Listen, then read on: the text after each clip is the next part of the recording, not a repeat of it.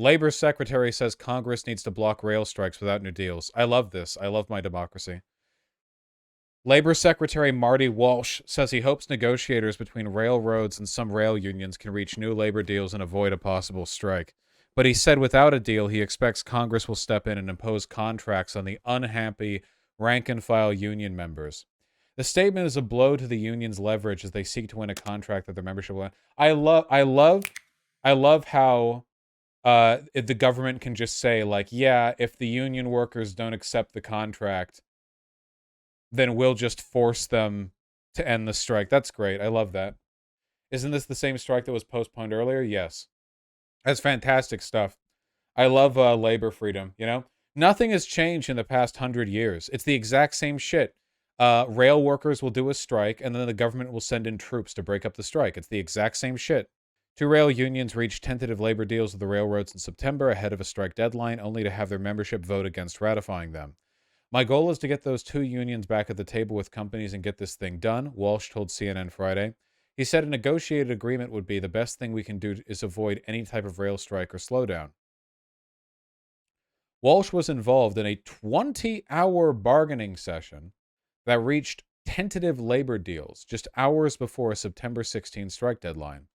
He said failing new negotiated agreements, Congress would have to impose a contract on the unions as a way to keep union members on the job. I love that. I love how a contract is ostensibly supposed to be between the union workers and the business, and Congress gets to just muscle in and impose a contract on them. That's great.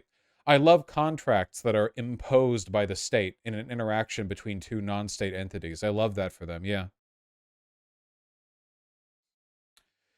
If for some reason one of the unions doesn't get to an agreement with the companies, then Congress will have to take action to avoid a strike in our country.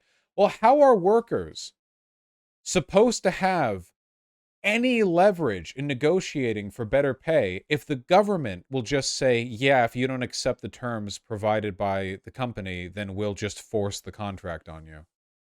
I love that. It's so cool. It's my favorite. One of those two unions, track maintenance workers who belong to the Brotherhood of Maintenance of Way Employees Division. Love that name from like 150 years ago. Brotherhood of Maintenance of Way Employees Division is set to go on strike as soon as November 19 without a new deal, while the other, the Brotherhood of Railroad Signalmen, could walk out as soon as December 4th. The BMW ED members voted 57% against the proposed deal, while members of the Signalmen Union voted 60% against the deals.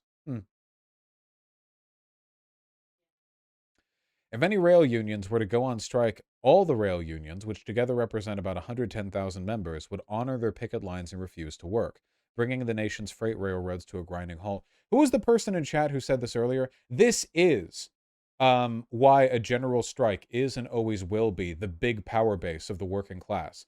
Because there is a limit to the extent that the government can just force everyone back to work. If the entire economy shuts down, they start panicking real fucking fast, you know? There is a limit to that. It's not as though they can just arrest all the workers in a general strike, because then nobody will be around to work their positions and the economy stays fucked. Yeah. About 30% of U.S. freight, when measured by weight and distance traveled, moves by rail. Prices of goods from gasoline to food to cars could soar if trains halt. In addition, factories could be forced to shut temporarily due to part shortages. Goods that consumers want to buy during the holiday season could be missing from store shelves. Again, just totally love this. Thank you for the framing, CNN Business, you know? No mention thus far of the horrible working conditions that these people are striking over. I like how earlier it was like, if for whatever reason they don't go ahead with the deal that was struck previously with the rail companies, you know? Like, no, just no two sides to this. Just these rail workers must just be like, incredibly conceited. That must be the issue. That's why they're striking right now, or why they're threatening to strike. Walsh's statement, while unwelcome, was no surprise to Michael Baldwin, president of the Signalmen Union. Many business groups were urging Congress to act before the September 16th strike deadline. Love that. Love my lobbying culture.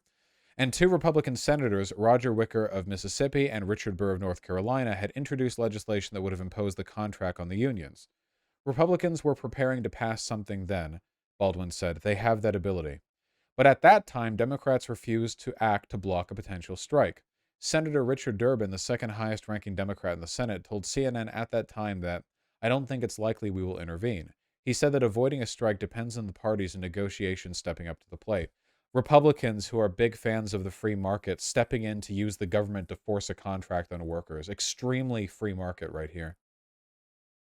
The deals that have been rejected are lucrative ones.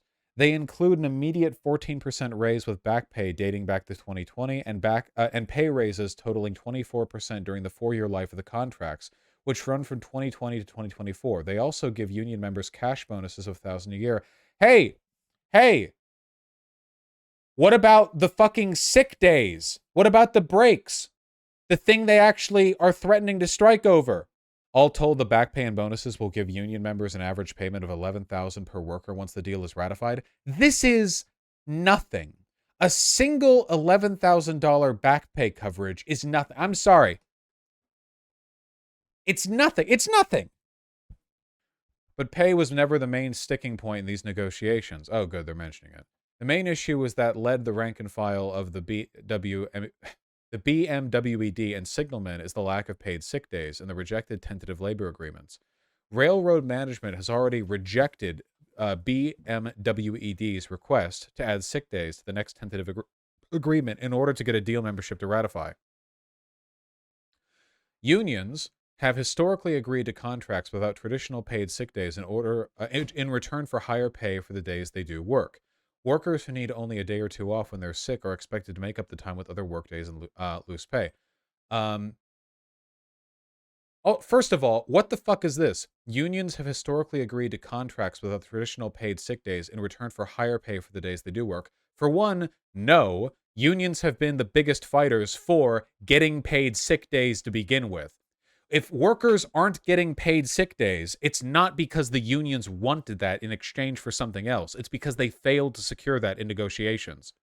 I like how they're trying to frame it as though this is some kind of traditional bargain. Like, yeah, dude, unions actually love not getting sick days, you know? They're just being greedy this time.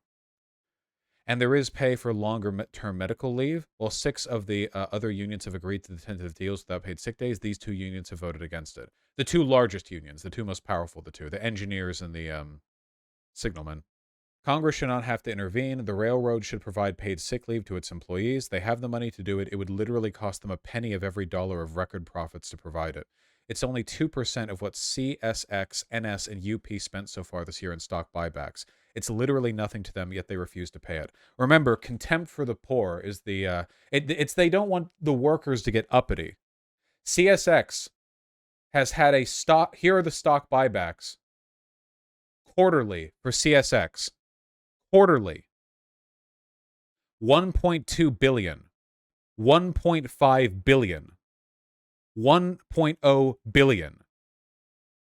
And then at the end of last year, 570,000.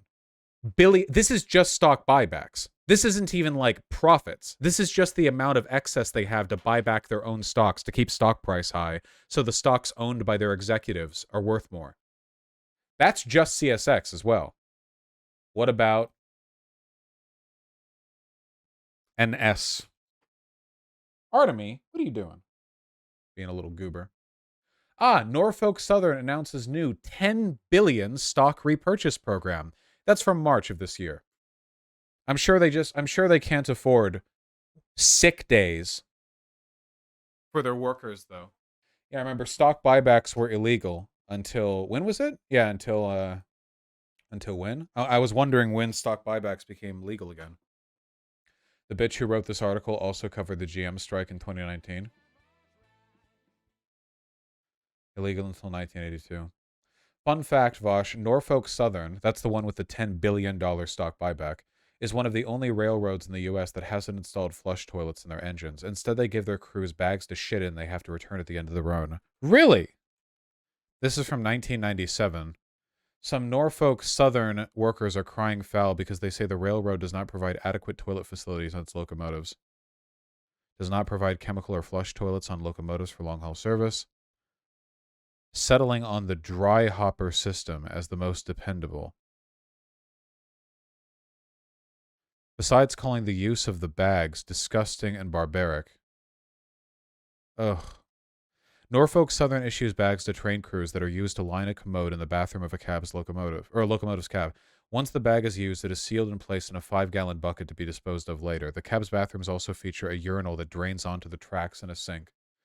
This can't still be the case, can it? They had to have addressed this, right? Okay, apparently they fixed that now. Okay. Those uppity unions wanting to use toilets. Well, there's your problem podcast talked about this. The workers started throwing the shitbags near the office. Really? Oh, fuck, I do remember that. Yeah, to protest it, they would toss their shitbags near the corporate offices. That's dope. I always be doing that. Here you go, sir. God damn it.